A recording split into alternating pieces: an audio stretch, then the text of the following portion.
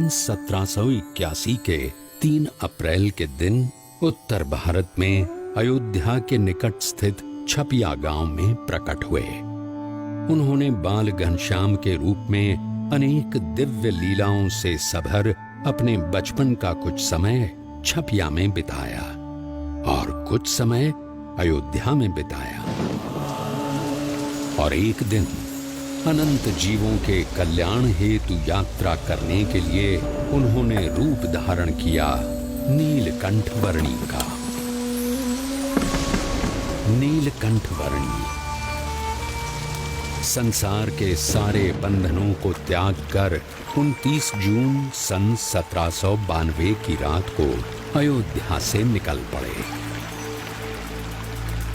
जीव प्राणी मात्र के कल्याण के लिए शुरू हुई उनकी इस अद्वितीय कल्याण यात्रा के प्रथम लगभग 4 महीनों में उन्होंने अयोध्या से अमरपुर, नैमिषारण्य, बरेली, नारदवन, हरिद्वार, श्रीपुर, गुप्तकाशी, त्रियुगी नारायण और गौरी कुंड आदि स्थानों से होते हुए केदारनाथ की यात्रा की। केदारनाथ से सीधे बद्रीनाथ जाने का अति विकट रास्ता पार करके उन्होंने बद्रीनाथ की यात्रा की और शीत ऋतु में बद्रीनाथ से ज्योतिर्मठ होते हुए नीलकंठ वर्णी मानसरोवर की ओर बढ़ चले।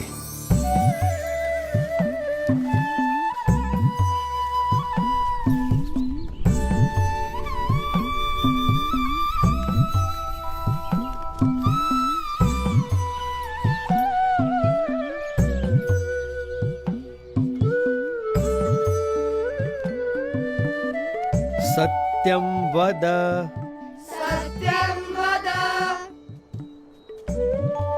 धर्मं चर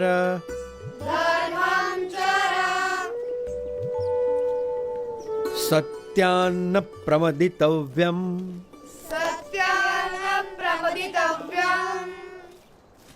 धर्मान्न प्रमदितव्यम्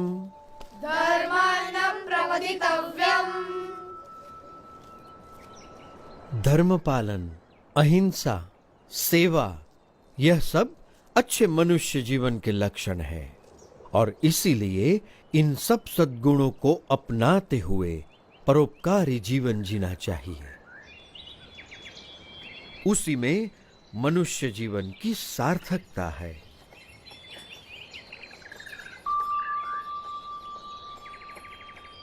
बड़े ध्यान से सब सुन रहे हो। क्या समझ में आ रहा है?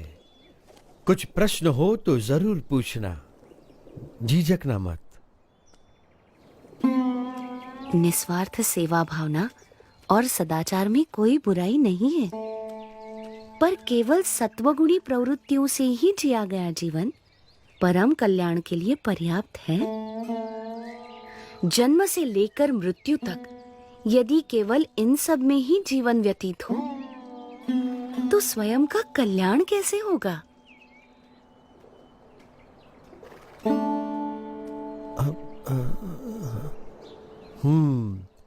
बड़े गुणी लगते हो, विद्याभ्यास भी लगते हो और तर्क भी बहुत अच्छी तरह से प्रस्तुत कर लेते हो।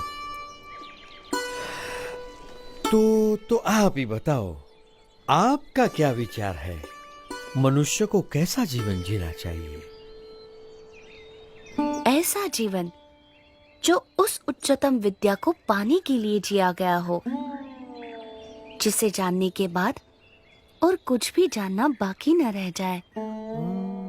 पर ऐसी कौन सी विद्या है? ब्रह्म विद्या,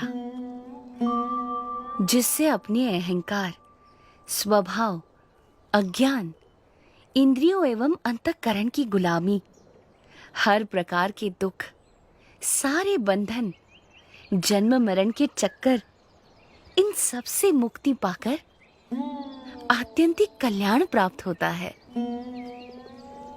पर केवल स्वयं के कल्याण के लिए जिया गया जीवन स्वार्थ सिद्धि का पर्याय बनकर ही नहीं रह जाएगा। यदि व्यक्ति यथार्थ रूप से आत्यंतिक कल्याण के मार्ग पर चल पड़े तो उसका जीवन अपने आप ही सबके लिए कल्याणकारी बन रहता है, एक यज्ञ के समान बन जाता है। सबकी भलाई का यज्ञ, सबकी सेवा का यज्ञ, सबके कल्याण का यज्ञ। अच्छा। अब पर आप हो कौन? मैं नीलकंठ हूँ। आप इस उम्र में ऐसे अकेले क्यों निकल पड़े हो? सबको परम कल्याण के मार्ग पर प्रेरित करने के लिए, यही मेरे जीवन का उद्देश्य है। उम्र से तो आप शिष्य जैसे लगते हो, पर ज्ञान से गुरु हो।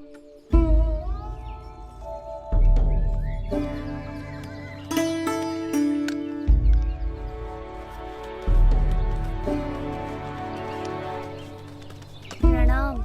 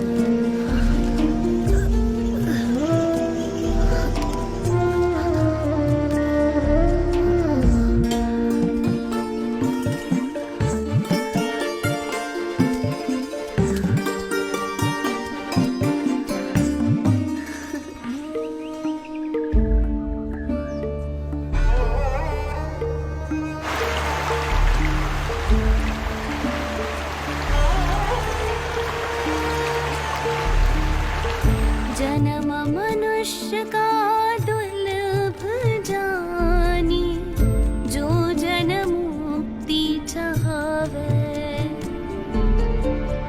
ममारु मोसम संतन संगे, परम मुक्ति को पावे।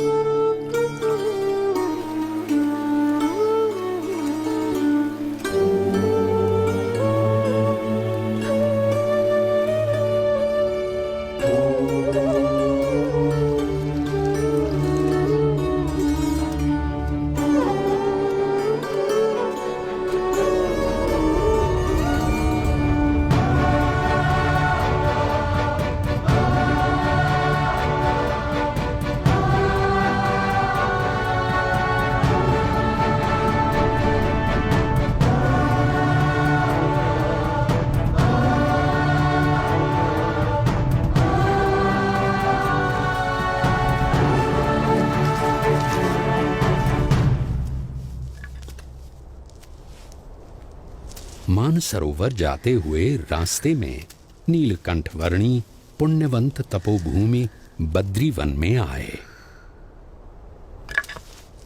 वहां असाधारण तपश्चर्या करने का संकल्प लेकर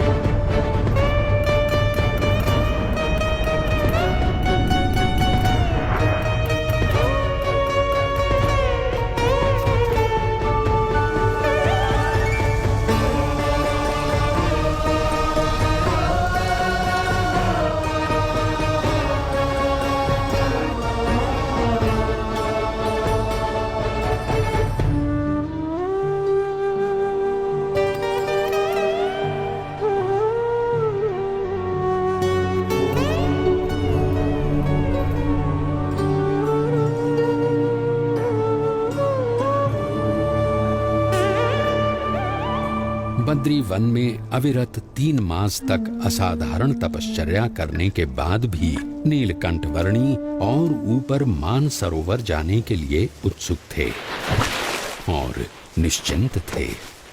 और यहाँ नीचे ज्योतिर्मठ में बद्रीनाथ मंदिर के पुजारी जी चिंतित थे। पुजारी जी, ऐसा हिमप्रपात तो हर साल शीत ऋतु में होता रहता है, आप इतने चिंतित क्यों हो गए?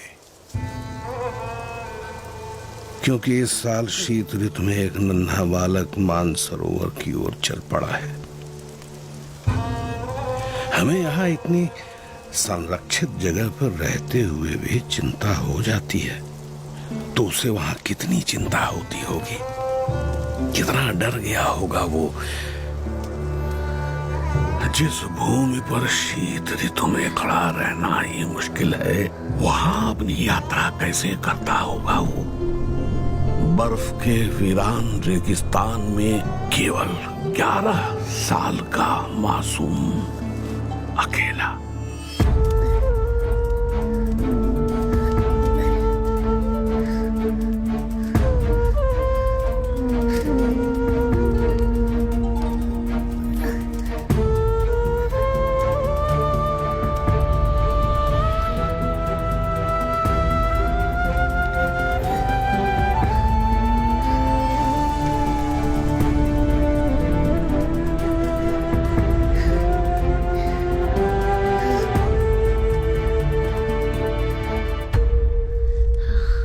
रुके हुए रास्तों से भी मार्ग निकालकर नीलकंठ वर्णी आगे बढ़ रहे थे।